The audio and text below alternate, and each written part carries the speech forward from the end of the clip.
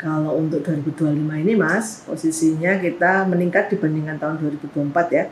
Itu di kisaran 268 miliar. Jadi secara totalnya 268, 479, 170 ribu.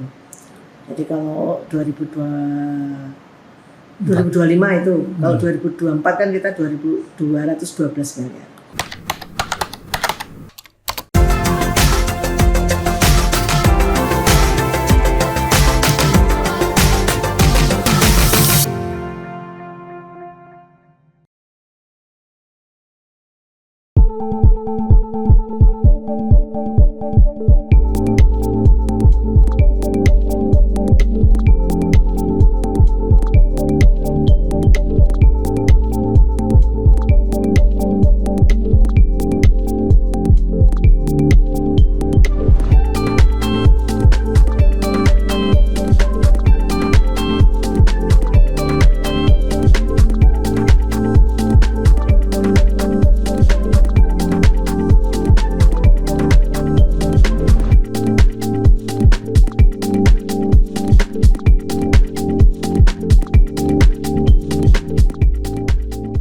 Alokasi dana cukai di Kabupaten Kudus tahun 2025 sendiri berapa Ibu untuk tahun 2025? Kalau untuk 2025 ini Mas, posisinya kita meningkat dibandingkan tahun 2024 ya.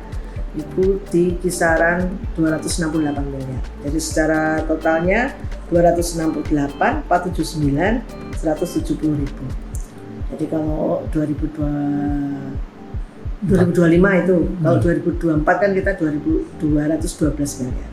Jadi peningkatannya sangat besar, 50 miliar lebih. Ya. Untuk nantinya dialokasikan kemana aja Bu, dan ada skala prioritasnya apa kira-kira? Jadi kalau untuk cukai ini karena sudah ada PMK-nya, pasti kita akan sesuai dengan PMK walaupun ada PMK terbaru ya. Dan alokasinya sesuai dengan PMK yang di bidang Kesmas itu kita alokasikan 53% sebesar 142 miliar. Kemudian untuk yang di belanja langsung tunainya itu 71 miliar. Di bidang penegakan hukumnya 0,49% itu 1,3 miliar. Kesehatannya 123 miliar. Dan untuk kegiatan pendukung yang di perekonomian sekretariat cukainya itu 300 juta. Jadi kalau per OPD-nya di Dinas Nakerinkop yang masuk ke bidang Kesmas itu 53 miliar. Fokusnya selain ada pelatihan yang 4 miliar itu juga untuk penyelesaian SIHT.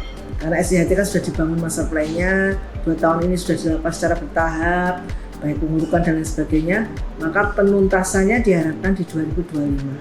Sehingga benar-benar bisa beroperasi dan bisa digunakan untuk bisa memberikan dukungan kepada pengusaha rokok yang ada di Kabupaten Kudus. Kemudian selain itu prioritasnya yang kedua yang jelas kesehatan. Pastilah di BPJS Kesehatan. Kemudian kita juga ada rencana untuk membangun unit stroke dan onkologi untuk rumah sakit.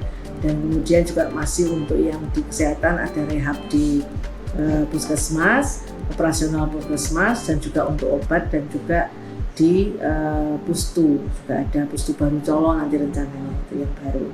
Nah, itu nantinya harapannya bisa untuk mendukung pelayanan kesehatan di Kabupaten Kudus.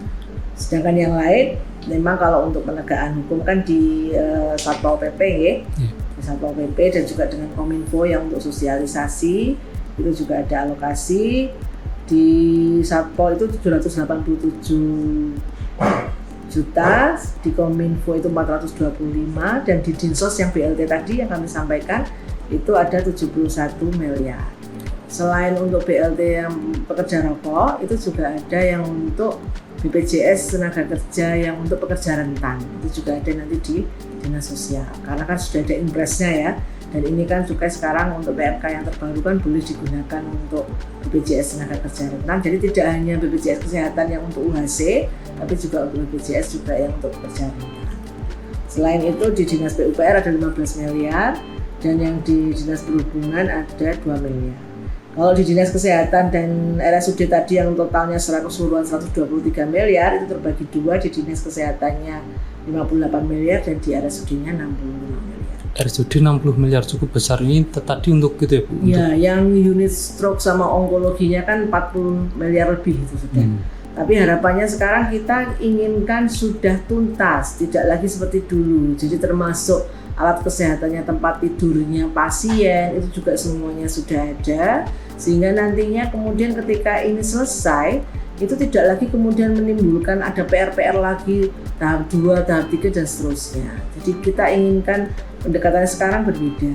Kalau RSU karena ada anggaran BUD yang relatif besar ya di sana, jadi perencanaannya sudah disiapkan oleh pakai anggaran BUD itu, jadi tinggal nanti pelaksanaan fisiknya dan juga manajemen konstruksi di tahun 2025. Karena ini satu anggarannya sangat besar ya, jadi memang menggunakan manajemen konstruksi.